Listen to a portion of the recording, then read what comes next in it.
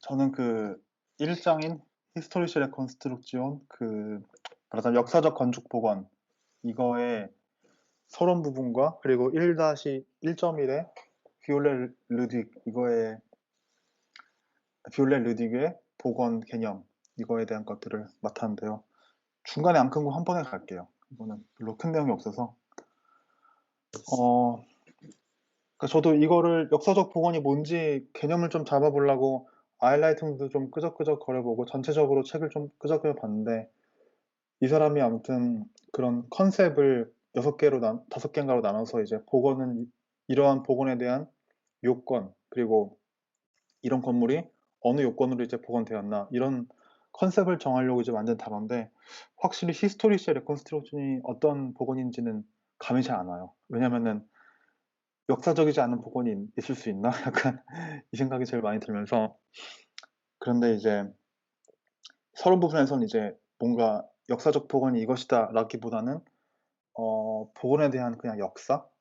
좀 말이 좀 말장난 같은데 그런 식이 나오는데 먼저 이제 소개되는 것은 그 니콜라우스 펠스너 이분이 아무튼 말한 역사주의 이런 역사주의적 관점에서 건축물들을 유형을 분류한 건데 그러니까 특히 17에서 19세기 건물들을 분석한 건데 쉽게 말하자면 좀 좋은 건물이란 뭔가 역사성을 띤 좋은 건물이란 뭔가 이거를 이제 나눈 기준인데요. 첫 번째는 일치성의 원칙에 의거한 건축. 그러니까 확실히 어떤 언어나 문법 이런 것들이 좀 드러나는 건축일 거고 그리고 두 번째는 건물이 그걸 본 사람에게 연상작용을 해주거나 혹은 상상력을 일깨운다. 그러니까 말하자면은 더 다른 어, 넓은 범위의 그런 이해 그거를 이제 가질 수 있게 도와준다. 그게 이제 이 사람이 말하는 연상작용 또는 상상력을 일깨우는 건축이었고 그리고 세 번째는 미학적인 요소에 근거한 건축. 확실히 좀 미학적인 이론적인 그런 내용이 들어갔다는 건축이고요. 그리고 고고학적 호기심에 근거한 건축. 그래서 저는 이게 약간 그런 저희 레컨스트럭션에 잘 관련이 있지 않나 생각하고 그리고 5번은 낭만주의적인 생각에 근거한 건축 이렇게 있습니다. 근데 상세한 설명이 없어가지고 이 정도로 일단 마치고 그리고 이제 건축물에 대한 건축 복원, 그러니까 건축 유산에 대한 복원, 보존 이런 것들에 대한 독일에서의 역사를 좀 이제 시작을 해요. 그러니까 저는 그 문화재라는 단어를 잘 안 쓰고 그냥 건축 유산이라고 말을 했어요. 그 영어로는 헤리티지, 독일어는 댕크말 이런 것들을 그냥 다 건축 유산 이렇게 했습니다. 그래서 저희가 잘 아는 칼 프리드리 쉰켈 이 사람이 옛날 프로이센의 건축가였죠. 그래서 이 사람의 중세 건축물에 대한 굉장히 관심이 많았고 이거를 또 이제 복구를 약간 시작한 뭔가 건축물의 약간 건축 보존의 아버지라고 불리는 사람이에요. 저도 그 문화재 보존 그 고건축이랑 보존 이쪽 수업 들을 때도 항상 역사를 배우면 제일 먼저 나오는 인물이 쉰켈이었고요. 그리고 1835년 이때 사실 쉰켈보다는 약간 먼저 그 쉰켈은 프로이센 사람이었고 그 말고 바이에른에서 그 건축 담당관이었던 정부의 그 슐피츠 부아세레 이 사람은 중세의 유형적 건축유산 전수조사를 위한 부서를 만들었습니다. 그래서 가장 처음으로 이제 보호, 보존, 재건 이런 것들에 대한 논의가 시작이 됐고요. 그리고 몇 년 뒤인 49년에 저 오토라고 해서 그 옛날 그 신성로마 제국밖에 몰랐는데 아무튼 바이에른의 왕 중에도 오토라는 왕이 있었대요. 그래서 이 사람이 그리스 건축유산 보호법을 발의를 했어요. 근데 참 웃긴 것 같아요. 그 바이에른 독일도 아니고 바이에른 옛날에 그냥 그 왕가에서 그리스 건축유산을 보호하는 법을 발의한다는 게 지금도 저희 그 문화재과 사람들 보면은 굉장히 그리스, 터키 굉장히 많이 가요. 많이 가고 그리고 저희도 수업 들을 때 보면은 그리스나 터키에 있는 그런 신전 조각들 그거를 다 끌고 와서 베를린이나 이런 데 있는 박물관 수장고에다 다 보관해 놓고 거기서 다 이제 연구를 하더라고요. 제가 그래서 이거 약간 스타일 비슷한 거 아니냐, 현대적으로. 근데 그 사람들은 그 연구할 약간 역량이 약간 안 되기도 하고, 그리고 이렇게 꽤 오랫동안 이런 어, 연구 위탁 관계 이게 있었다고 하더라고요. 그리고 그 1년 뒤에 오스트리아에서는 건축 유산의 연구 및 보존을 위한 KK 중앙위원회 창간이라고 오른쪽에 있는 그 그림이 이 바로 중앙위원회라고 되어 있는데 커미션이라고 되어 있는데 이게 잡지 이름이고요. 그래서 이 잡지의 일부입니다. 그리고 53년도에는 프로이센에서 예술유산, 쿤스트덴크멜러라고 했는데 어쨌든 이런 유산의 연구 및 보존위원회가 설립이 되었고, 그리고 이거를 기점으로 시작해서 80년 이후부터는 다수의 유럽 국가들에서 건축유산의 보호를 위한 법률 제정이 시작되었습니다. 그래서 이 조지 길버 스캇이라는 영국의 가장 유명한 했던 당대의 건축가이자 보건가, 이 사람이 했던 말이 우리의 과거 양식에 대한 지식이 이렇게 뛰어난 복원의 시대를 만들어냈다. 즉, 그 이때가 아무튼 가장 그런 연구나 이런 게 집적이 돼서 아무튼 그게 이제 현실로 좀 실천적인 그런 분야로 드러났다. 이런 말이 됐고, 이게 제 생각에는 그 당시에 그 그랜 투어인가? 그렇게, 아무튼 요즘 언어로 표현하면 약간 여행 붐? 이런 데에서 그게 좀 펼쳐졌던 시기여가지고 그런 그리스도 가서 그런 그 숨겨졌던 문화유산, 폼페이 아니면 뭐 이런 올림푸스 이런 것들에 대한 관심도가 실제 문헌과 그리고 현장 사이트에서 이런 것들을 확인하는 그런 과정이 붐이 일었던 시기라고 해요. 그리고 근데 아무튼 반면에 반달리즘도 많이 존재했죠. 특히 프랑스에서 그게 많이 이제 일어났다고 하는데, 이런 반달리즘이 아무튼 나왔다는 그런 혹은 복원이 언급된 이런 것들을 보면은 어, 그 33년에 아무튼 이 샤일드 이 사람이 빅토르 휴고에게 보낸 편지에 듀 반달리즘 엉 프랑스에서 프랑스의 반달리즘에 대해서 뭔가 쓴 편지가 있었대요. 그리고 그 다음에도 고고학자 아돌프 나폴레옹 디드론 이 사람은 반달리즘을 굉장히 거세게 비판했습니다. 그래서 한 말이 역사적인 건축 유산 못합니다. 건축 유산을 철저하게 파괴함으로써 우리의 역사의 큰 일부가 나락으로 떨어졌다. 그리고 프랑스의 건축 예술 교육기관이었던 에콜 데 보자르에서 이 전문 교육을 받는 사람들이 있긴 했겠죠. 근데 이 사람들은 굉장히 옛날 그런 클래식한 건축 따라 그리고 예, 연구하고 이쪽으로 되게 맞춰졌던 이제 연구 기관인데, 근데 이 사람들뿐 아니라 전문적인 건축사적 지식이 없는 건축가들이 되게 많았는데 이 사람들도 약간 주먹구구식으로 보건 작업에 참여한 거예요.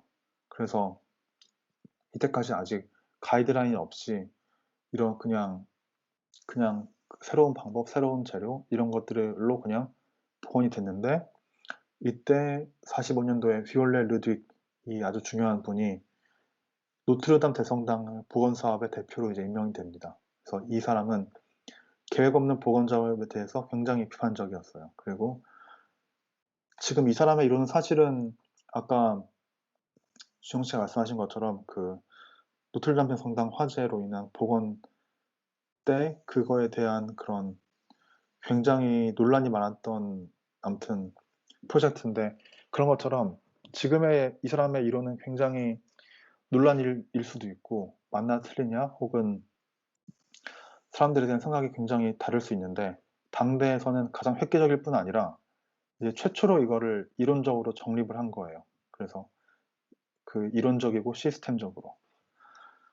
그리고 네, 이제 본격적으로 비올레 르딕의 복원에 대해서 보겠습니다. 일단 유진 엠마누엘 비올레 르딕이라는 사람은 그냥 가히 보존 분야의 창시자라고 불러도 될 만큼 그 가장 먼저 이게 이론을 정립한 사람이고요. 그리고 이 사람이 그 한 저서 중에 가장 유명한 게 11, 16세기 프랑스 건축의 분류 사전, 딕스요네레 이렇게 해서 이걸 적었는데 제가 이거를 이제 인용된 걸 봤는데 웃긴 게 이게 되게 유명한 이론가의 되게 유명한 책인데 아직 독일어 번역판이 없다고 해요. 그래서 저도 그냥 여기에 나온 이 인용문들은 다 구글 번역기로 한 거고요. 그리고 이미 1840년 26살 때부터 굉장히 좋은 클라이언트들이 많이 있는 건축가였다고 합니다. 가족들의 힘이 좀 세서 가족들 간의 네트워크로 이제 다른 클라이언트를 가졌었고, 그리고 이후 프랑스의 중세 종교 건축 복원의 프로젝트를 다수 맡았습니다.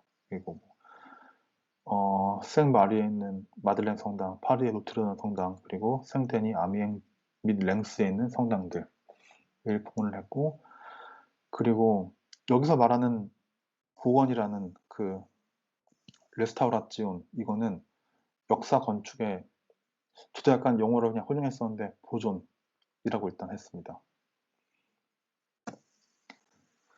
그래서 일단 이 사람의 저서, 아까 말한 딕스요네에 실린 복원을 가란 글은 일단 언어와 사물은 현대적이다. 건축을 복원할 때 단순히 수리되거나 재생산, 그러니까 똑같이 생산되어서는 안 되며 오히려 이전에 존재하지 않았을 새로운 상태로 재탄생시켜야 된다.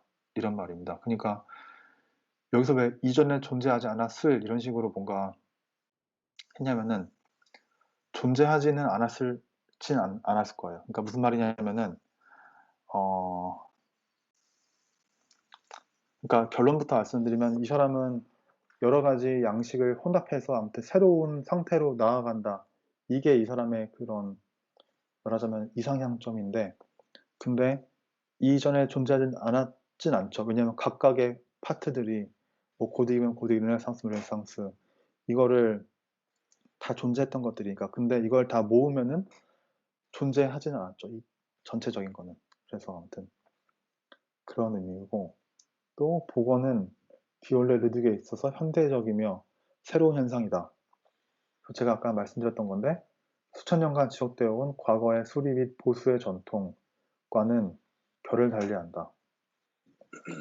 인류 역사상 처음으로 복원이라는 분야가 연대기적, 양식적 특성이 있다고 인식되었다. 그러니까 복원의 근거를 그냥 말하자면은 시스템을 만든 거죠. 연대기적, 그러니까 어떤 시대적인 특성을 고려해서 복원을 하고 또 양식적인 특성을 갖춰서 또 복원을 하고. 그래서 일단 비올레 르딕이 그런 복원에 대한 개념을 정립을 하니까 유산, 단순히 그냥 그런 일반적인 문화재 이런 게 아니라 역사적 건축 유산으로 이제 더 분야가 세분화됐다고 할 수 있을 것 같아요. 이게 19세기 초였고. 그래서 아까 서론에서도 언급되는 그 쇼아이, 이 사람이 한 말이 이 당시에 이 현상을 에어핀둥데스 아벤드랜디션 덴켄스, 아벤틀랜디시라는 말 전 처음 들어봤는데 약간 서구 사회라는 말이더라고요. 그래서 서구 사회 이런 사상의 뭔가 발견, 그런 건축 유산에 대한 이런 세분화가 된 게 이런 식으로 이제 말을 했고, 그래서 이제 앞으로 쭉 나올 논의가 진정성 대 완전성에 대한 그런 거예요. 사실 저는 이거를 잘 이해하고 있지 않은 것 같은데, 지금이야 물론 세계유산, 유네스코 하면은 둘 다 필요하겠죠. 근데 이 당시 처음 이론이 정립되었을 때 이론가들은 둘 중에 하나를 선택했던 것 같아요. 그러니까 어느 한 부분에 더 집중해서 이제 했던 것 같은데, 진정성이라는 것은 말하자면 이게 요즘 말로 찐이냐 이게 진짜냐, 그리고 완전성이란 거는 이게 어, 진짜냐? 완전 완전하냐. 아니야. 저 세미나 씨 혹시 부연 설명 좀 해주실 수 있어요? 아니, 너무 이해가 쉽게 설명 잘해 주신 것 같은데. 근데 제가 아는 그런 배경에 있어서 말씀드리면, 네, 세계유산에서 말하는 진정성은 이 유산이 갖고 있는, 음, 이 진정성도 여러 세분화된 카테고리가 있어요. 그래서 이 카테고리에 다 적합하게 설명이 되느냐, 입증이 가능하느냐를 얘기를 하는데 뭐 예를 들어서 이 유산이 그 재료적으로 그 시대적인 진정 찐을 갖고 있느냐, 그리고 그다음에 이 유산의 역사가 제대로 고증이 되어 있느냐. 뭐 그것부터 시작해서 그러니까 여러 카테고리에 대한 설명이 가능한 것이 진정성이 있다라고 일단 입증을 해야 되고요. 완전성 같은 경우는 이 유산이 갖고 있는 그 진정성을 그대로 유지를 하고 있느냐, 이렇게 이해를 하고 있어요, 저는. 음. 네. 그래서 그러면은 진정성이랑 완전성이랑 이렇게 충돌하는 개념이 아니라 완전성을 갖기 위해서는 먼저 진정성이 수반되어야 되는 거 아닌가요? 그러니까 그렇다는 개념으로 보자면? 이제 앞으로 아무튼 나올 건데 이를테면 어떤 건물이 그러니까 노틀담 성당으로 말하자면은 그건 좀 그런가. 아무튼 로마에 예를 들어서 그 콜로세움이 있는데 그게 이제 아무튼 약간 반페어로 나왔잖아요. 근데 이거 남은 아무튼 이런 다 부서진 이런 돌 조각 혹은 벽돌들은 진정성이 있어요. 근데 완전성은 없죠. 왜냐면은 절반짜리 콜로세움이니까. 근데 완전성을 갖추기 위해서는 그러니까 제가 이해한 바로는 이래요. 이 책을 통해서. 완전성을 갖추기 위해서는 현대적인 아무튼 지금 시점에서 복원을 하는 거죠. 이렇게 해서 그 남은 절반 페어를 채워놔서 딱 그 완벽한 그런 타원형의 다시 건물들을 만들어내는 것. 이게 약간 완전성이지 않나. 그렇게 이해하고 있는데 맞나요? 약간 개념이 살짝 헷갈리는데 제가 이 지금 세미나 씨 말을 듣고 이해한 완전성은 상도 씨가 얘기하는 거랑 비슷한 것 같아요. 그 무너진 건축물의 각 부분을 전부 다 모아서 그 재료 자체가 진정성을 갖고 있기 때문에 그 진정성이 있는 재료로 뭔가 건축물을 다시 복원을 했었을 때 그게 이제 완전성이 되느냐로 저는 이해를 했거든요.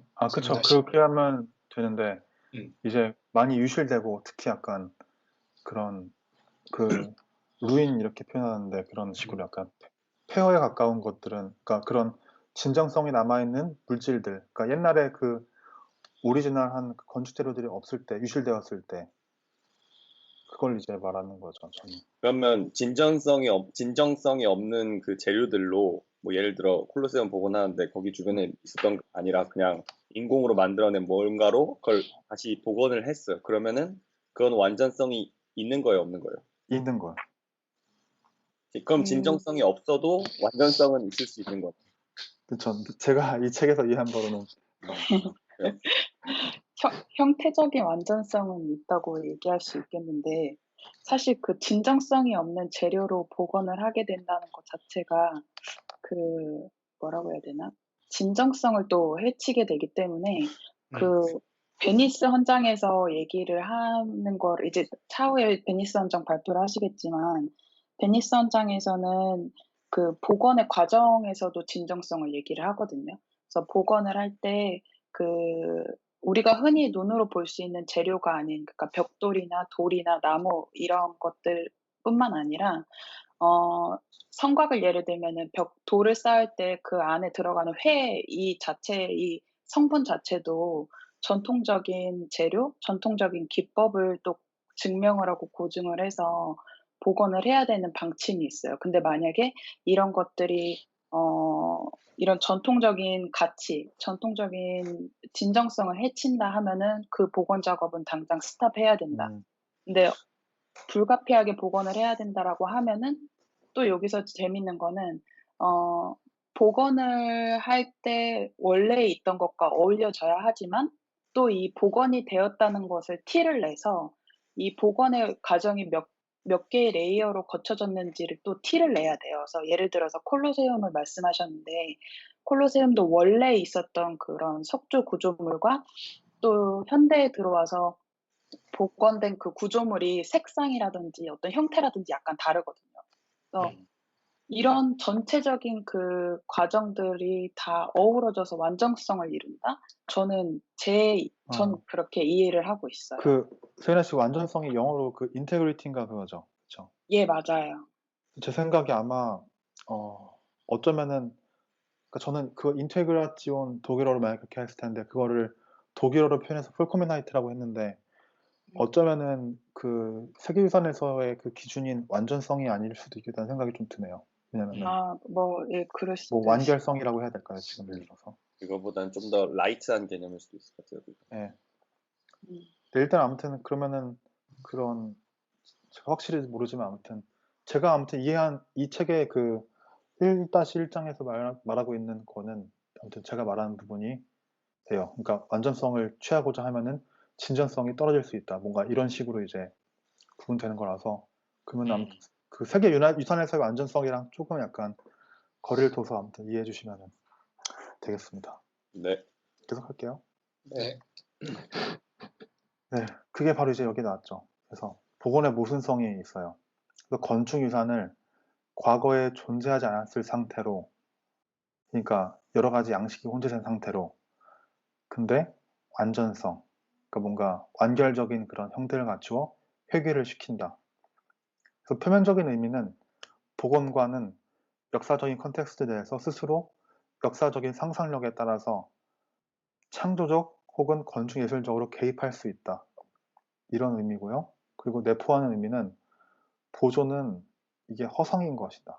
그래서 왜냐면은 어쨌든 새로운 재료나 새로운 기법이 개입되는 순간 아무튼 진전성인 상태로 될 수 없고 대신에 완전성을 더 추구해야 된다. 이렇게 이제 이해할 수 있습니다. 그래서 보존에서 가장 우선적인 단계가 뭐냐면은 건축 고고학적 도큐멘테이션이에요. 그러니까 도면 또는 글로 기록하는 것. 그래서 건물의 제일 아무튼 중요한 보존의 그런 요소는 인면. 서양 건축에서는 이제 인면이 가장 중요하죠. 그래서 이 인면에 대한 그런 실측뿐 아니라 손상되거나 바닥에 이제 떨어진 파편까지 다 조사를 합니다. 제가 이거를 베를린에서도 하고 저기 시칠리아 가서도 막 해고 그랬는데, 그 바닥에 놓인 정말 아무것도 안 되는 그 돌을 주워다가 그 어떤 부분 깨진 부분 다 하고, 그리고 그런 원래 그 마감 처리가 보존된 부분 보면은 잘 보면은 이제 그 그리스 신전 빤빤한 돌 있잖아요. 그거를 잘 보면은 이렇게 정은 아닌데 끌은 아닌데 뭔가 어 그러니까 끌 모양인데 끝에가 톱날 모양인 거, 이걸로 다 이제 그 표면 처리를 한 거거든요. 근데 이게 그 톱날의 간격이 몇 밀리냐 이거에 따라서도 시대적인 게 달라져요. 그래서 그런 것들 다 조사해서 약간 연대기를 또 나누고 이런 연구를 한다는 거고요. 그래서 이걸 통해서 건물의 총체적인 원형을 이제 알 수 있고요. 그리고 당시 근데 유행인 게, 제가 이게 이해를 잘 못해서 아무튼 인터넷을 막 찾아봤는데 회화적인 묘사를 지향했대요. 비올레 루딕이. 그리고 대신에 수직 투영된 평면과 인면, 그러니까 현대적인 건축 도면이죠. 이런 거를 이제 하고, 왜냐면 그때 사진 기법이 좀 이제 개발돼 가지고, 그래서 이러한 실측 방법은 놀라울 정도의 정확도를 가졌다고 하는데, 약간 시대가 다른데 밑에 제가 해놓은 예시들을 보면은 91년도에 이런 1891년도에 나온 이런 드로잉들, 이거는 맞는지 아닌지는 모르겠어요. 근데 이런 거 말고 그 당시에 보면은 이런 고고학 현장에서 이런 식으로 뭔가 느낌을 좀 강조한 드로잉들이 굉장히 많았고요. 제가 그 그림을 넣지 못했는데 시대에 적합한. 근데 그 옆에 헤라 신전, 그러니까 옆에랑 같은 신전인데 이거는 조금 그래도 좀 더 건축적으로 왔죠. 평면도 있고. 근데 여전히 약간 그런 그림자나 아니면 뭐 이렇게 입체감, 음영 처리를 좀 더 중요시한 거고요. 근데 이 둘 개 다 회화적인지 아닌지 모르겠어요. 근데 비올레 루드기 건물을 보면은 확실히 더 선적이에요, 굉장히. 그래서 건물을 이제 선적으로 이제 그거를 하고 또 수직 투영해서 완벽한 표면적, 그래서 정확한 치수와 그런 그 건축 요소 간의 관계를 이제 볼 수 있죠. 어떻게 이제 블록이 쌓였고 어떻게 좀 나뉘어지고 어떻게 연결되고 이런 것들을. 그래서 이제 비올레 르딕의 복원의 원칙이 있습니다. 그래서 1번 모든 건물은 우선 고유의 건축 양식으로 복구되어야 한다. 그러니까 제 생각에 이렇게 말을 하긴 했지만 그렇게 완전히 새로 지어라 이런 말은 아니고 원래 건축 양식 그거를 아무튼 도면 글 이런 걸로 만들어 놔라 이런 말로 저는 이해가 돼요. 그래서 비올레 르딕한테 건축 양식이란 그냥 어떤 진짜 물질적인 것보다는 뭔가 개념적인 거 이런 거였고요. 두 번째는 보존을 할 때 기존에 존재했던 양식 유형 중에 하나를 선택한다. 그래서 예술적으로 설계된 양식 유형은 건축의 참된 첫 번째 법칙이다. 사실 이건 이해 잘 안 되고요. 근데 그 다음에는 새로운 양식은 그러니까 말하자면은 더 나중에 생긴 양식 그러니까 가장 최근의 양식이라고 해야겠죠. 최근의 건축 양식들은 건물 원형을 약화시킨대요. 왜냐면 그게 더 존재감이 세서. 그래서 오히려 좀 더 과거의 양식을 이용할 것을 권장을 많이 했다고 해요. 그래서 이 양식이 그러면은 섞일 거 아니에요, 이것저것. 그 양식이 섞인데 뭐야 이거. 양식이 섞이는데 그 통일성을 그러면은 추구할 것인가 말 것인가? 당연히 아니겠죠. 그래서 고집을 하지 않았고요, 통일성을. 근데 만약에 거기 절대적 원칙이 존재한다. 뭐 어떤 양식은 어떤 양식이랑 잘 맞는다. 이런 것들은 굉장히 불합리성이 있다고 해요. 왜냐면은 아까 말했듯이 이런 보건가나 건축가는 현장에서 그런 창의성을 좀 발휘해서 그 상황에 맞는 최선의 그 결론을 내려야 되는데 불필요하게 그 원칙에 얽매여서 건축 요소를 파괴시킬 수 있다. 이런 말이고요. 그리고 과거의 건축 양식은 그러면 그거는 이제 마음대로 대체되냐? 그건 또 아니고 과거의 흔적 및 당시의 양식적 증거예요. 약식적 그 증거로서의 아무튼 그 보존 자료로서의 아무튼 가치가 있다 말을 하고요. 근데 만약에 건물에 변형된 부분이 발견됐어요. 그러니까 원형이 아니라 근데 그게 만약에 예술적 역사적인 의미가 높을 경우 변형된 그런 상태까지도 보존해야 된다고 합니다. 저 질문이 하나가 있는데 지금 복원의 원칙 1, 2 이렇게 나오는 게 우선순위를 두는 거예요? 아니면 그냥 우선순위라기보다는 그냥 원칙을 그냥 순서대로 원칙이에요. 그냥 규칙, 그냥 의미는 없다고 생각하시면 될 것 같아요. 말을 하든 그러니까 써져 있는 게 복원의 원칙 1하고 2하고 되게 대조적이라 1에서는 모든 건축물은 우선 고유의 건축 양식으로 복구되어야 한다라고 그게 무슨 해놨는데 말이냐면은 네. 그 2에서는 보존할 때 기존 양식 중에 하나를 선택한다라고 써놔서 그럼 이건 약간 선후관계 둘 사이에 있긴 한 것 같네요. 그러니까 네. 기본 원칙 네. 1로 하되 1이 안 될 경우에는 기존 양식이 있는 것 중에 하나를 택하고 양식 중에서도 그 서로의 상성이 있으니까 그걸 고려해 갖고 맞는 뭐 양식의 유형을 골라서 해야 된다. 뭐 이런 선후 관계가 존재하는 건지. 예. 제 생각에는 오히려 그게 아니라 고유의 건축 양식으로 복구돼야 된다. 그 말이 뭐냐면은 예를 들어 어떤 성당이 이제 파괴된 게 있는데 그거를 이제 다 실측하다 보면 이제 나올 거 아니에요? 그러면은 성당이란 게 고딕이면 고딕 딱 사실 정리할 수 있는 게 아니라 그것도 막 로마네스크 고딕 뭐 르네상스 거치면서 이제 좀 바뀌었을 거 아니에요, 성장도. 근데 이거를 고유의 양식으로 본 것 같아요. 그래서 우선 그러니까 고유의 건축 양식 제가 이걸 직역하느라 얘기했는데 제가 이해한 바로는 원형 그대로 일단 복구를 해놔야 된다. 그러니까 도면 혹은 글로. 그래서 여기서 이제 그러니까 비올레 르딕이 그런 창의적인 개입을 굉장히 많이 언급을 했는데 그걸 하기 위한 밑바탕을 만들어 놨다고 저는 이해를 했어요. 그러니까 원래 건물이 어떻게 생겼을까를 딱 놓고 거기서 좀 더 자기가 보기에 좋은 방향 그걸로 이제 왜냐면은 복원된 거는 현재 지금 파괴되어 있는 상태와 다르잖아요. 그래서 그 두 개를 다시 또 비교하면서 그러면 이거를 뭐 원래대로 어떤 부분은 가냐 아니면은 그냥 가지 말고 좀 더 뭐 원래는 뭐 고딕인데 좀 더 바로크적으로 가자. 뭔가 이런 식으로 하기 위해서 말을 했다고 저는 이해를 했어요. 음, 저도 자신 없네요. 일단 비올레를 예, 이분이 지향하는 바는 약간 건축가의 창조적인 면을 복원을 할 때 넣는 게 좋다라는 입장인 거죠.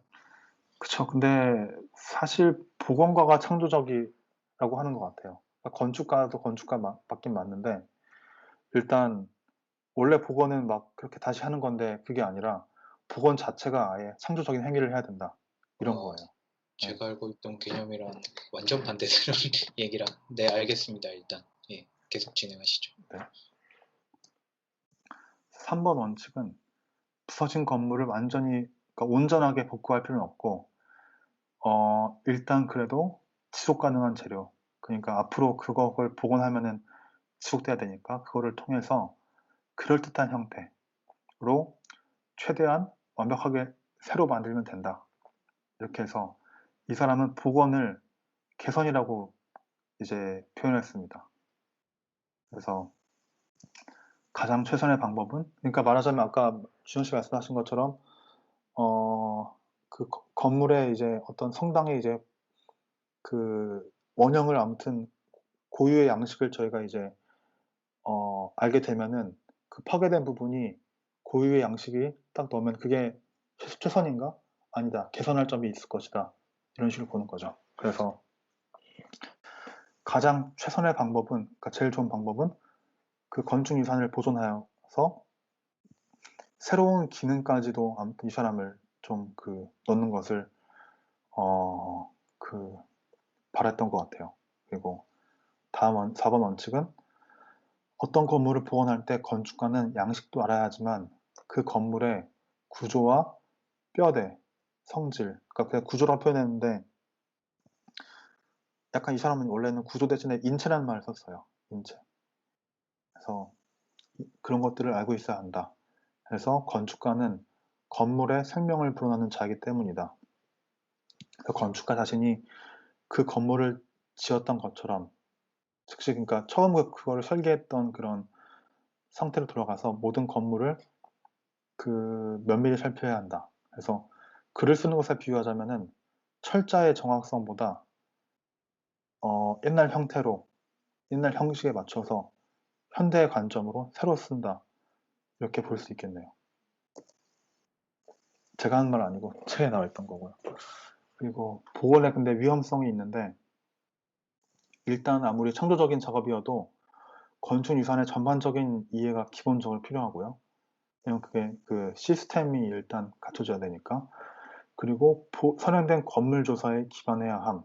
그러니까 아까 말했던 것처럼 그런 고유의 양식을 찾아가는 그런 다시 그걸 원형 그대로 복구하는 게 바우포슈의 역할이고요. 그래서 바우포슈를 그 영어로 번역하면은 빌딩 아키올로지예요. 그래서 고고학적 분석이라고 할 수 있고요. 그리고 복원가는 자유로운 것이 아닌 스스로 깨우친 의미 내에서 창조적 일을 한다. 그러니까 아까 말한 것처럼 주먹구구식으로 일하는 그렇게 하면 안 되고 그래도 원칙 내에서 그런 원칙 내에서 창조적인 일을 해야 된다고 합니다. 그리고 역사 기반의 창조적인 건축가 아무튼 이거를 아무튼 이제 이러한 직업이랄까 이러한 지향점 혹은 건축가의 역할 등등에 대해서 등등을 이렇게 한 단어로 표현했고요. 그리고 건축 유산에 대한 모든 건축적 작업이 비올레 르딕의 관점으로서의 복원은 아니다. 그러니까 이거는 좀 더 만약에 다른 걸 문헌을 봐야겠지만 모든 아무튼 이런 제가 말씀드린 작업이 더 많은 그런 크리테리움이 있다는 뜻이겠죠. 그리고 그 다음 장 넘어와서 역사적 본질은 무엇인가? 물질이냐 개념이냐? 그러니까 쇼펜하우어가 말한 것처럼 아무튼 그게 아무튼 겉에 보이는 거냐 아무튼 그 뒤에 있는 게 아무튼 더 본질이냐 이게 말하는 거죠. 그래서 항상 비올렛 리딕과 동시대에 살았지만 아무튼 항상 그 비교된 사람이 존 러스킨이라는 사람인데요. 그 이분에 대해서 설명드리자면은 러스킨은 건축가가 아닌 예술사학자였고 그 건축의 7개의 램프라고 그러나 그거를 도색한 당대 아무튼 되게 저명한 이론가였고요. 그리고 비올렛 리딕과 마찬가지로 러스킨 역시 고딕 예찬론자였고 인면 위주로 건물 상세 실측도를 했고 이거를 통해 다수의 연구를 수행했습니다. 근데 이제 복원에 대해서는 굉장히 강경한 입장을 폈는데 복원은 겪을 수 있는 최악의 파괴라며 매우 강경한 반대 입장을 보였습니다. 그래서 건축 양식 이거는 시대성을 그 당시의 시대성을 말해주는 거고, 그러니까 그 시대의 그 당시의 이것을 이게 근본 정신, 다른 말로 하면은 의역하자면 본질로 할 수 있을 것 같아요. 근본 정신 이게 가이스트다 이렇게 말한 거고요. 그래서 이게 약간 밑에 나온 진정성이랑 맞닿아 있는 거죠. 그래서 양식이나 사실 이런 거는 아까 그 비올렛 리딕 말한 것처럼 양식이란 것은 그런 약간 개념적인 거잖아요. 근데 이거보다 진정성을 더 추구한다. 그래서 건축 유사는 물질과 불가분의 관계. 그래서 새로운 물질로 아무리 자세히 모방을 해도 이것은 진정성이 얻어질 수 없다. 라고 했는데 저는 아무튼 이걸 보면서 그 지오바니 바티스타 피라넷이라는 이거보다는 약간 전 세대 사람인 것 같은데 이 사람이 좀 많이 떠올랐는데 그 바티스타 피라넷이가 아무튼 나온 배경이 언제냐면은 그 신고전주의라 그러죠. 그러니까 바로크 이 시대 이후에 이제 그 이후에 제가 아까 말씀드린 그 그랜드 투어, 그러니까 이제 대여행인가 그 여행 시대가 돼서 이제 사람들이 고고학이 이제 엄청 발달하고 이제 유적 발굴, 특히 그리스 이런 유적이 발굴되면서 다시 그거를 이제 재생산하기 시작한 거죠. 그런 그리스 양식의 템플, 그러니까 신전 양식을 다시 이제 뭐 팔라디오가 한 것처럼 이제 집에도 쓰고 다시 가져오고 이런 거 했는데 그런 것에 굉장히 반대해서 이 사람은 그 로마에서 있었어요. 여기서 원래 베네치아 사람이었던 것 같은데 제가 알기로 피라네시는 베네치아에서 건축가이자 그 뭐라 그러지? 티프바우 뭐라 그러죠? 어, 토목 맞아요. 토목가 약간 토목가 이런 사람이었는데 그런 로마의 그런 그 남은 진정성이 있는 폐허들을 보면서 굉장히 이걸 지켜야 된다. 그러니까 말하자면은 그리스 건축에 이런 거를 개념을 가져와서 모방하는 게 아니라 이런 진짜 남아있는 그런 그 현장 상태를 보고 거기서 느끼는 그 진정성의 가치를 느껴서 이 사람은 한 발짝 더 나가서 그걸 이제 재생산하기 시작하는데요. 뭐 다른 여러 그림들이 있지만 이런 식으로 그걸 아무튼 보고 그린 건 아니고 그걸 다시 상상해서 아무튼 진정성을 아무튼 다른 방법으로 재생산을 했다고, 그러니까 진정성을 생산한 건 아니지만 아무튼 그런 아이디어를 시작으로 이렇게 했는데 근데 아무튼 러스킨과 그 비올렛 루딕은 19세기 초 복원에 대한 그 이론이 아무튼 없던 환경에서 이제 반대 방향으로 이론을 처음 정립했던 두 사람입니다. 근데 둘 다 공통적인 점은 완전한 복원은 불가능하다. 그래서 아까 말씀드린 것처럼 제가 이해한 그 진정성과 완전성 거기서 그 러스킨은 진정성을 택한 거고 비올렛 루딕은 완전성을 택한 거고 라고 볼 수 있고요. 그래서 근데 하지만 비올렛 리딕이 진정성을 완전히 포기한 것은 아니었다. 그래서 오리지널, 그러니까 원형의 정신, 그러니까 본질이라고 했죠. 아까 가이스트. 이거는 나중에도 복구하려면 할 수 있다. 이런 입장이었어요. 왜냐면은 말했듯이 옛날 양식들은 그런 기록과 보존의 그런 가치가 있다고 이제 비올렛 리딕이 말한 것처럼 그거를 이제 가치를 본다는 것은 그래도 그 오리지널리티에 대한 그런 생각이 이제 있다는 거죠. 그래서 건축유산의 정신, 그러니까 본질이 깃들어있는 장소가 어디냐? 물질이냐? 그렇다면 그것은 그 자체로서 그의 원형으로서 보존 가치가 있다. 근데 그게 아니라 사실 그걸 만든 원작자의 개념이다. 그런 디자인, 말하자면은 디자인이다. 그래서 이거는 도면화 혹은 기록화가 되어 있다면 언제든 다시 재건될 수 있고, 그래서 새로 만들어질 수 있다. 이렇게 됐습니다. 그리고 그 다음에 사실 소제목이 하나 더 있어요. 그 역사의 개념, 베크리스테어 히스토리라는 게 있는데 제가 또 사실 정리를 했는데요. 제 능력으로는 정리를 할 수 없었습니다. 왜냐하면 그게 약간 예술사적인 그런 말이라서 그 헤겔이랑 칸트랑 그 니체로 이르는 그런 예술사 철학을 아무튼 그 뭐지 정리를 그 흐름을 그러니까 말하자면 역사의 개념이라고 그래야 될까? 그거의 변화 과정을 정리한 건데 이게 워낙 아까 이게 박사 논문이라고 그랬는데 워낙 그게 짧은 게 그 단락에 정리되어 있다 보니까 제가 이해를 못했어요. 그거를 기본 제가 배경 지식이 없다 보니까. 그래서 아무튼 그 잘 아시는 분은 그쪽 한번 나중에 읽어보시면 좋을 것 같고 일단은 여기까지로 하겠습니다. 감사합니다. 수고하셨습니다. 질문 있으신가요? 한두 개 질문이 있는데 네. 초반에 그 바이에른 쪽에 복원 쪽을 담당하시는 분들이 그리스나 이런 쪽에 가갖고 건축물 자재들을 갖고 와갖고 또 연구하고 한다고 하셨잖아요. 네네. 그러면은 갖고 온 그 자재들은 소유권이 그리스에 있는 거예요? 아니면은 갖고 온 사람들한테 있는 거예요? 그리스에 있겠죠? 그럼 빌려왔다라고 연구를 위해서 빌려왔다라고 하는 개념인 거죠? 그쵸. 근데 이 당시는 사실 어땠는지는 모르겠어요. 그러니까 지금이야 당연히 그런 쪽으로 되게 민감한 문제니까 그런 스타일의 역사가 이제 유럽에 뿌리 깊게 있으니까 당연히 그런 소유권은 터키나 그리스에 있다고 생각을 하는데 이 당시는 잘 모르겠네요.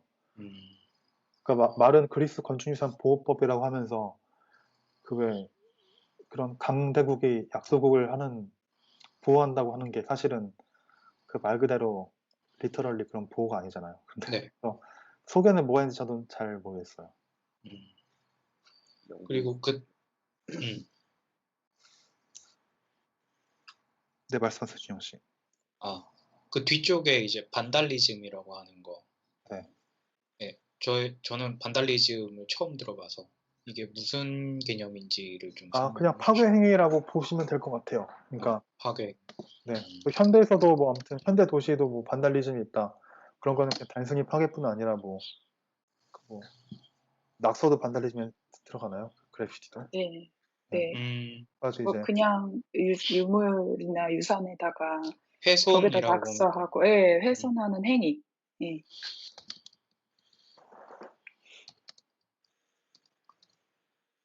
그게 역사유산에만이에요? 아니면은 그냥 일반적인 반달리즘이라는 말은 전반적으로 다 쓰이죠. 구글링 해보니까 나오던데요.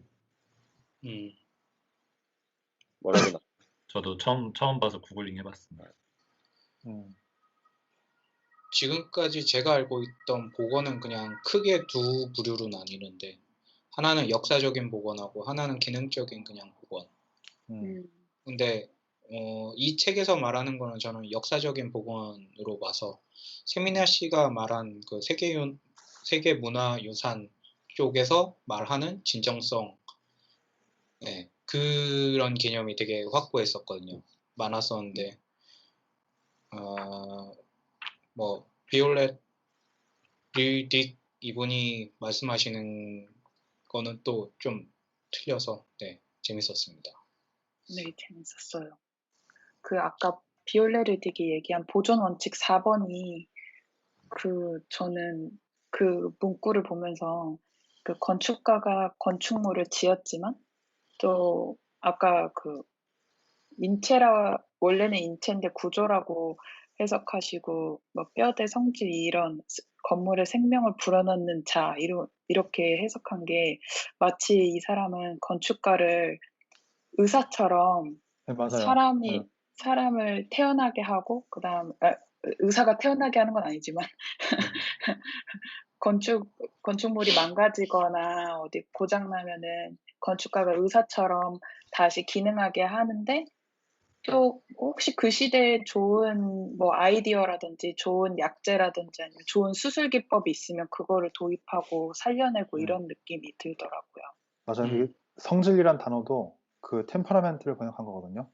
독일어는 맞나 모르겠는데, 그러니까 사람의 그런 말하자면은 성격 이런 거에 좀 더 가까운 의미가 있는 거예요. 그래서 그러니까 굉장히 말하자면은 뭐 단순히 외과적인 것뿐만 아니라 뭔가 신경정신과적인 느낌으로 뭔가 이 사람이 그 폭넓은 의사로서의 그런 의미로서 사용하고 있다. 이렇게 저도 느껴졌어요.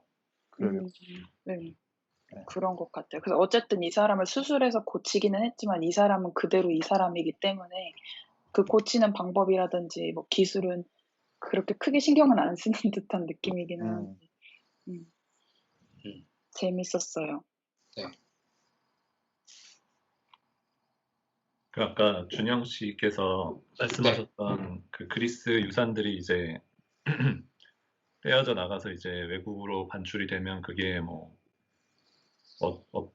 어디에 속한 것으로 봐야 되냐 그 얘기를 하셨을 때 생각났던 게 그 대형박물관에 있는 그 기둥 있잖아요. 파르테논 신전 옆에 그 네. 여성 그거. 그 네네. 위에 부조들 천사인가 뭐지? 이름이 확실히 지금 그 기둥인데 무슨 이온이었던 것 같은데. 헤라이온인가? 이름 뭐지?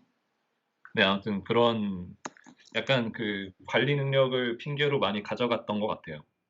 그러니까 예를 들어 프랑스에서도 우리나라 유산을 안 들려주는 이유 중에 큰 이유가 그 관리 능력이 없다라는 얘기를 많이 했던 것 같은데. 근데 그렇게 말을 한다고 하면 일단은 소유권은 한국이 갖고는 있지만 니네들이 관리 능력이 없어서 우리가 그걸 보존해 줄게. 만약에 관리 능력이 된다고 하면 니네 쪽에서 다시 갖고 가도 돼를 전제를 하는 건지 아니면은 뭐 어떤 이유에서건 관리 능력이 안 돼갖고 자기네들이 갖고 갔는데 소유권 자체도 우리 쪽에 있어를 아예 표방을 하는 건지 저는 약간 그 문제가 조금 애매해서 근데 왠지 이때 시대상으로 봤을 때는 가져갔을 것 같아요. 네, 그때 갖고 간 건 그냥 수탈로 봐야 되는 게 맞는 것 같고 그래도 어쨌든 그 역사적 맥락에서 보면 아무래도 여지를 계속 남겨두는 거니까 그 현대 정치도 아마 연관이 돼서 계속 작용을 할 것 같아요. 그렇죠. 그리고 한 가지 방금 이제 보면서 계속 생각이 들었던 게 혹시 이 책 되게 유명한 건데 아시나요? 안 보여요. 배경을 저도 있어요. 그거 집에 있어요. 집에. 이름이 뭐예요? 상상의 아테네라는 책인데 네. 저도 최근에 친구한테 빌려서 읽게 됐거든요. 상상의 아테네. 근데 여기에 그 베를린에 왜 신고전주의 양식이 들어왔는지에 대한 그런 게 상당히 자세하게 소개가 돼 있어서 방금 얘기하실 때 이제 쉰켈 이 작업에 대해서 지금 마침 화면에 떠 있는데 그거에 대한 소개랑 그런 그 전후 맥락에 대한 게 상당히 되게 잘 나와 있어요. 저도 최근에 빌려서 읽어서 이제 딱 보면서 생각이 많이 나서 혹시라도 기회가 되시면 저 이분이랑 간단하게 여기서 이제 엄청 복잡하게 설명을 해놨는데 제가 이해하기로는 이제 빈켈만이라는 사람이 그리스 문화 유적에 대한 엄청난 엄청난 그 고전 정리 작업을 하고 그거에 이제 감명을 받은 혹은 이거에 대해서 이제 정치적으로 필요한 그 프로이센의 정치 세력이 그 독일의 어떻게 보면 문화적인 뿌리가 어떻게 보면 없다라고 생각을 했었다고 하더라고요.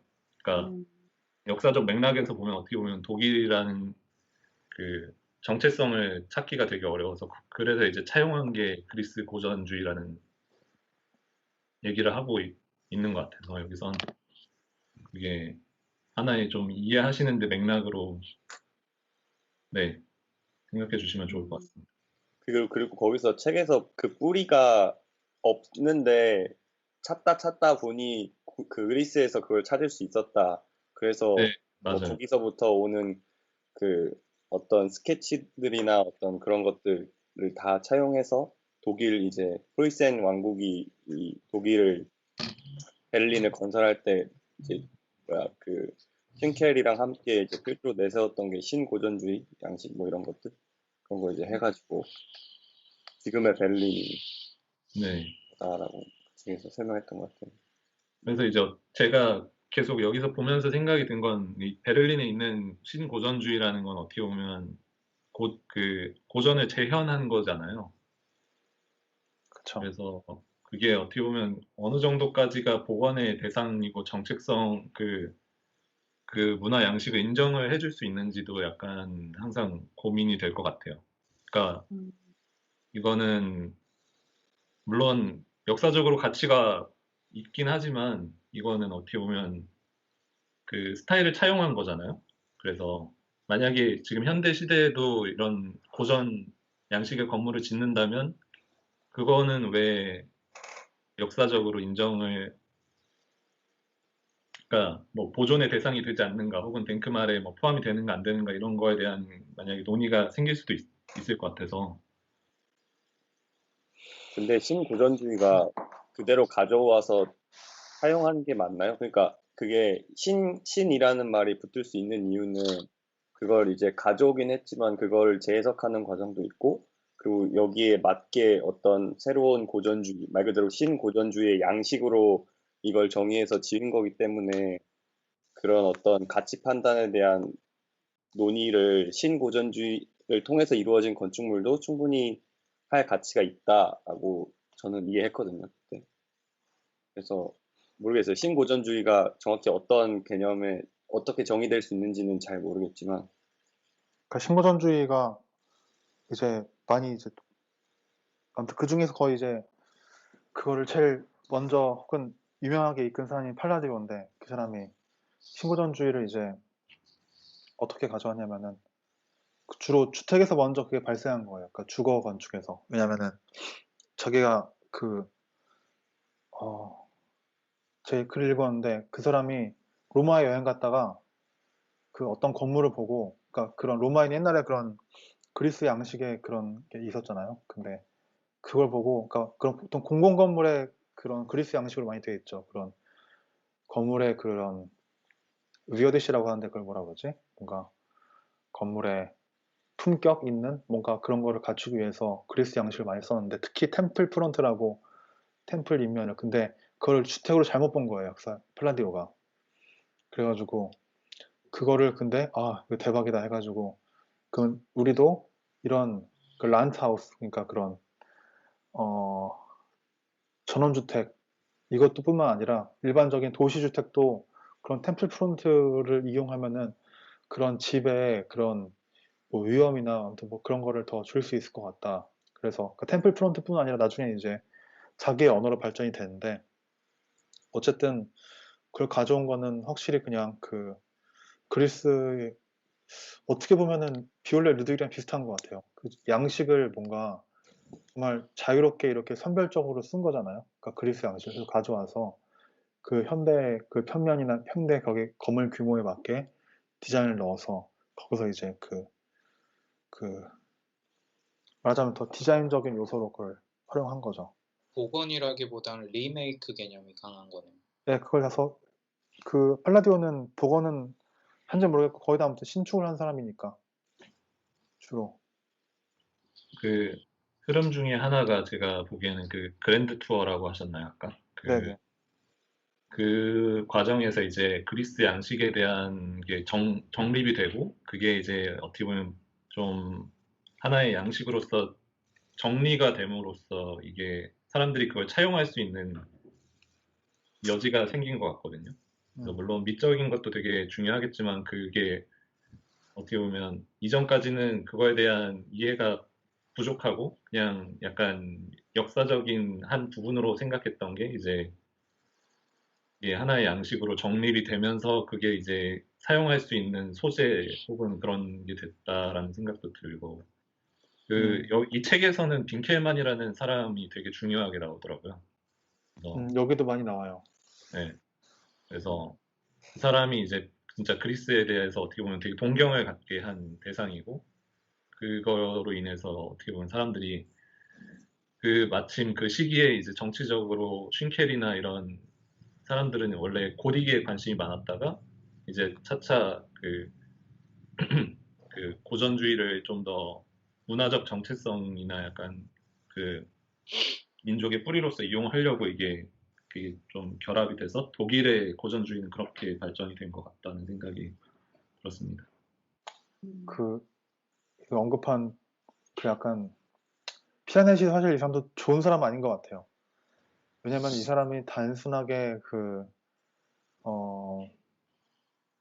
로마가 좋아서 약간 이거보다는 그 당시 열풍이 불었던 신고전주의가 를 싫어했어요. 왜냐면은 이 사람은 그 로마 자기 그걸 무슨 인이나 그러죠? 아무튼 자기 인종이 그리스 인종보다 더 우월하다 약간 이런 의식을 기반으로 해서 이제 했던 거거든요. 이런 얘기들을. 그래서 그런 뭔가 항상 이 당시 시기가 말씀하신 것처럼 그런 뭔가 지식이 집약되고 뭔가 어떤 사상들이 새로 막 나오면서 그런 인종, 뭔가 자기들의 뿌리 이런 거에 대한 정체성 고민이 되게 많았던 그런 정치적인 시기였던 것 같네요.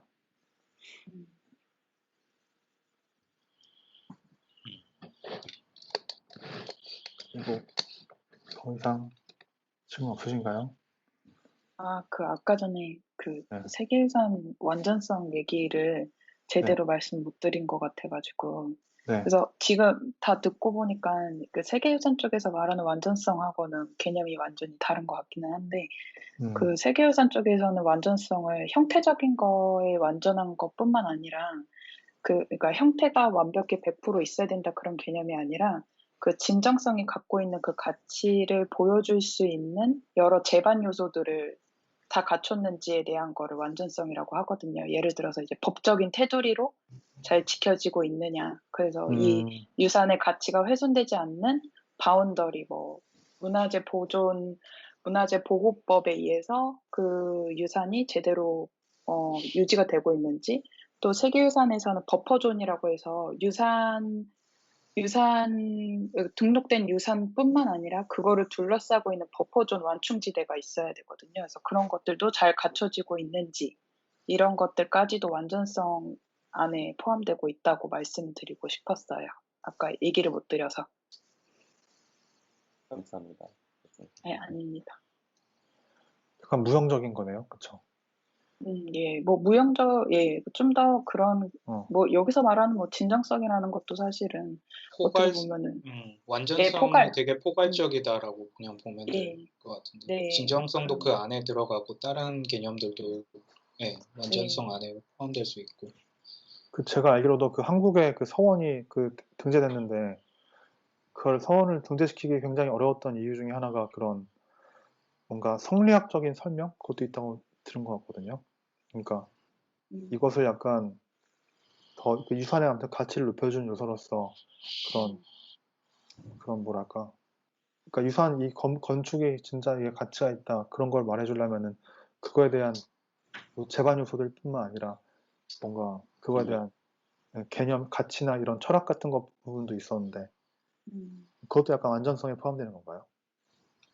그것도 한 부분이기도 하고, 또 이 진정성, 완전성 또 외에도 또 그거를 증명하는 기준 중에 등재 기준이 있는데, 그거에도 적합한지에 대해서 얘기를 해야 돼요. 등재 기준이 어떤 등재 기준에 이 유산이 충족해서 이 유산만의 가치가 있는지에서 사실 이 세계유산으로 평가되는 데 있어서 여러 가지 요소들이 서로 상호보완적으로 이해가 되니까 그 서원 얘기도 그 성리학적인 가치에 대한 설명이 부족했던 것도 있었지만 제가 그때 기억하기로는 그 유산이 위치한 그 장소 그 주변에 있는 테두리까지 좀 범위를 확장했으면 좋겠다라는 얘기도 있었던 거 아닌가? 제가 정확히 기억이 안 나서. 근데 한국 건축 특징이 좀 그걸 다 묶잖아요, 그렇게. 네. 약간 그 클러스터? 산사랑 그 서원도 많이 묶고. 네. 연속 유산. 아, 연속유산. 맞아. 연속 유산이 뭐예요? 그 시리즈. 그게 네. 네, 시리즈로. 그러니까 시리즈 식물? 네. 그러니까 유산이 단일 유산이 있고 연속 유산이 있는데 단일 유산은 쉽게 말하면 쾰른 돔 성당처럼 이렇게 건물 하나 이렇게 단일적인 거면 드레스덴은 지금 세계유산에서 빠졌지만 그러니까 드레스덴이 등재됐을 때 당시에는 그 드레스덴 내에 있는 여러 가지 요소들이 다 같이 하나로 묶여서 같이 이렇게. 예, 그리고 한국에서 등재된 연속유산 사례로는 이제 산사가 있는데 이 산사가 한 지역에만 있는 게 아니라 전국에 몇 군데 퍼져 있는 것들을 하나의 실타래처럼 묶어가지고 함께 이제 등재하는 거거든요. 이런 거를 이제 연속유산이라고 해요. 그냥 서원 자체도 어떤 특정한 서원을 등재하는 게 아니고 서원이라는 개념 자체를 등재를 하는 거죠. 예. 네, 그래서 그 안에 여러 가지 서원들이 같이 들어가 있고 북한에도 이제 개성 등재된 것도 개성 보면은 개성 안에 이 무덤 조선 왕릉 그리고 그 개성 성곽 그다음에 뭐 문 이렇게 여러 가지 요소들이 다 같이 그 카테고리 안에 들어가 있는 거죠. 제목 안에. 네. 그러면 그 그 실타래라는 표현은 약간 그 카테고리를 잘 만들면 다 연결을 시켜서 이제 그런 방금 말씀하신 그 분류를 묶을 수 있다 이런 말씀이신 거죠. 뭐 예를 들어서 예, 산사 같은 경우에는 그 산사라는 그 개념 그 제목을 딱 걸고 그 산사랑 서로 그 개념이 맞는 여러 가지 산사들을 다 같이 묶어서 들어간 거니까요. 그리고 서원 같은 경우도 한 군데 서원뿐만 아니라 그때 그 조선시대의 언제적 시대에 어떤 개념으로 지어진 서원들 해가지고 다 같이 묶어서 들어가고, 네. 이번에 등재된 것도 연속 유산이네요. 9개 서원.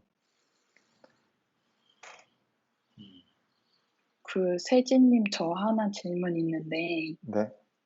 제가 이게 독일어 수업에서 100% 이해는 못했는데 저희 학교에서 그 덴크말플리게 수업을 했었거든요. 네. 근데 그 덴크말이라는 단어 자체가 독일어 그게 네.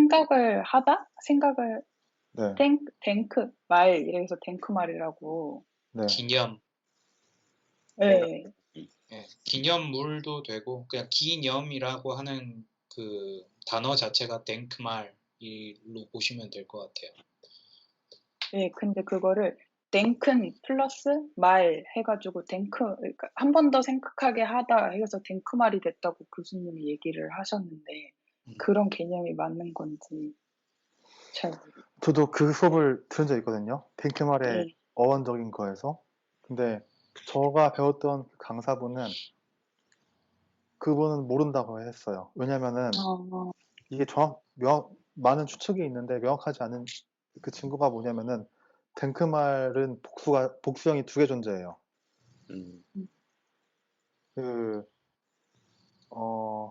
덴크말. 그러니까 덴크말을 한 단어로 본다면은 그러니까 독일어의 그런 그 관습적으로 덴크말레 뒤에 애가 붙어가지고 그렇게 되거나 아니면 말하신 대로 덴 플러스 말 해가지고 두 단어를 본다 그러면은 뒤에는 말의 복수가 돼야 되니까 그거는 말의 복수는 멜러거든요. 멜러가 될 수 있어요. 그러니까 그 댕크 멜러 혹은 댕크 말레 그러니까 이 두 가지가 돼가지고 이거는 어떤 것도 맞지도 않고 아무튼 자기도 잘 모르겠다 하시더라고요. 아무튼 네, 의견은 뭐 분분한 것 같아요. 저거. 그리고 하나 재밌었던 게 그 괴테가 음. 1770년에 그 어떤 그 서한 이렇게 뭐 뉴스 같은 거에 그 글을 남긴 게 있는데 그때 그 고딕 양식을 독일의 고딕 양식처럼 원래 고딕 양식이 독일에서 시작된 건 아닌데 마치 독일에서 그 고딕 양식이 시작한 것처럼 얘기를 했다고 한 얘기를 들었었던 적이 있었거든요. 괴테가요? 그런 예, 그랬다고 그 있었어요.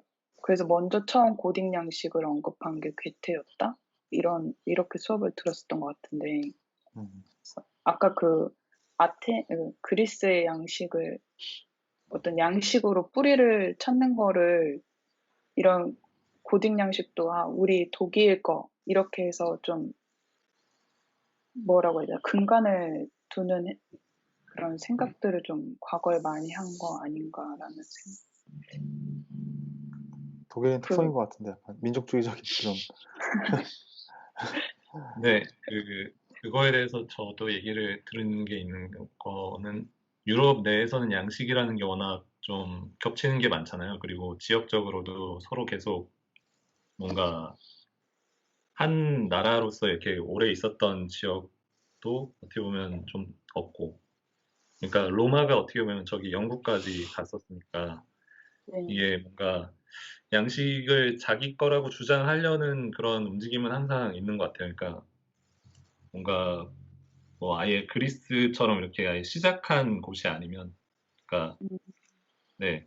그래서 이 로마 양식도 어떻게 보면 그리스 양식을 의 변형으로 볼 수도 있고 아니면은 그 로마의 자체적인 양식으로 볼 수 있듯이 항상 이 유럽이라는 좀 지역의 특성상 되게 역사적으로 항상 중첩될 수밖에 없는. 네. 그래서 제가 보기에 독일이 그리스 양식을 지금 어떻게 보면 그 유럽 양식으로 좀 크게 보고 있으면서도 한편으로는 되게 자신들의 양식으로 가지고 온 거잖아요. 그 부분에서 되게 예, 이게 정의 내리기 어렵고 대신에 이제 정치적으로 그걸 많이 사용할 수 있는 여지, 자꾸 정치적으로 이게 몰아가긴 하는데 아무래도 그게 경제적으로 지원이 없으면 지어지기 어려운 것들이 많으니까 정치 집단의 그 생각이 없으면 그렇게 표현되기가 어려운 것 같아요. 네, 좋습니다.